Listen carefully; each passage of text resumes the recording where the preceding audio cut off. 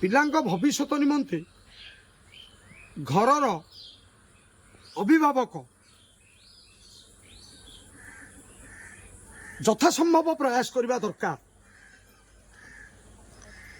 ପିଲାମାନେ କ'ଣ କରୁଛନ୍ତି କ'ଣ ନାହିଁ ତୀକ୍ଷ୍ଣ ନଜର ରହିବା ଆବଶ୍ୟକ। ପିଲାଙ୍କ ଉଜ୍ଜଳ ଭବିଷ୍ୟତ ପାଇଁ ତାଙ୍କୁ ସୁଜ୍ଞାନ ଦେବେ ଘରର ଅଭିଭାବକ। ଆମ ସଂସ୍କୃତି ପରମ୍ପରା ଏସବୁ ବିଷୟ ପିଲାମାନଙ୍କୁ ଜଣାଇବା ଆବଶ୍ୟକ। ତତ୍ ସଙ୍ଗେ ସଙ୍ଗେ ଆର୍ଥିକ ପରିସ୍ଥିତି ଘରର ସୁଦୃଢ଼ ନିମନ୍ତେ ପିଲାମାନଙ୍କୁ ଜଣାଇବେ, ପିଲାମାନଙ୍କୁ ବୁଝାଇବା, ଠିକ୍ ରାସ୍ତାରେ ଯିବେ, ଭୁଲ କାମରେ ପଶିବେନି, ଇଲିଗାଲି କରିବେନି। ଯଦି ବା ଯାଉଛନ୍ତି ତୁରନ୍ତ ଆମେ ରୋକିବା, ବୁଝେଇବା ପିଲାଙ୍କୁ। ତ ପିଲାଙ୍କୁ ଆମେ ଛୋଟବେଳୁ ଯେଉଁ ଲାଇନରେ ନେବା ପିଲା ସେଇ ଲାଇନରେ ନିଶ୍ଚୟ ଯିବେ।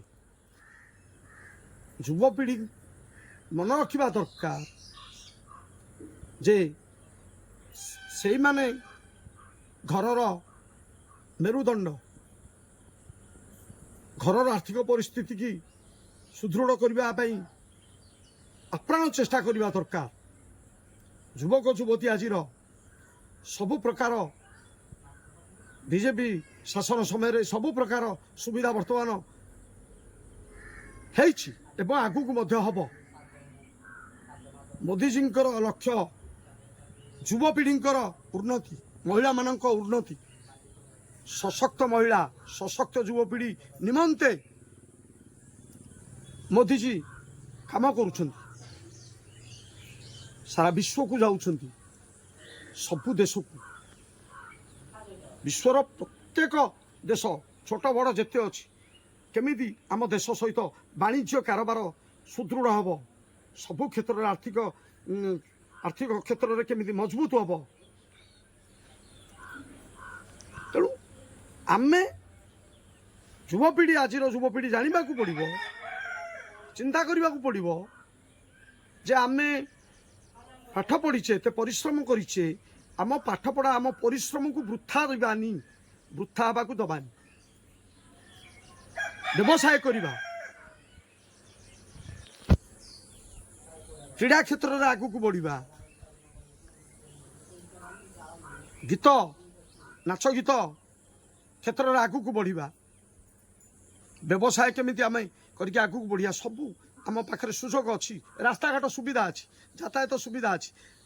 ଏମିତି ଗୋଟେ ଜାଗା ନାହିଁ, ଏମିତି ଗୋଟେ ଗାଁ ନାହିଁ କି ଯେଉଁଠିକି ରାସ୍ତାର ସୁବିଧା ନାହିଁ। ରାସ୍ତା, ପାଣି, ଇଲେକ୍ଟ୍ରିଫିକେସନ୍ ଜୋରସୋରରେ ଚାଲିଛି ଆମ ଦେଶରେ କାମ। ଘରେ ଘରେ ସବୁ ପ୍ରକାର ସୁବିଧା ପହଞ୍ଚିଲାଣି। ଆମକୁ ଆମ ଦେଶର ଭବିଷ୍ୟତ ନିମନ୍ତେ, ଦେଶକୁ ମଜବୁତ କରିବା ନିମନ୍ତେ ଯୁବପିଢ଼ି କାମ କରିବା ଆବଶ୍ୟକ। କୌଣସି ପ୍ରକାର ଦ୍ୱନ୍ଦ୍ୱରେ ନ ପଡ଼ି, ମାନସିକ ଚିନ୍ତାରେ ନ ପଡ଼ି, ନିଜ ପରିବାର ପାଇଁ, ନିଜ ବାପା ମାଆଙ୍କୁ ସାହାଯ୍ୟ କରିବା ଆର୍ଥିକ ପରିସ୍ଥିତି କ୍ଷେତ୍ରରେ, ସେ ଦିଗରେ ଦୃଷ୍ଟି ଦେବା ଆଉ ଧ୍ୟାନ ଦେବା ନିହାତି ଦରକାର।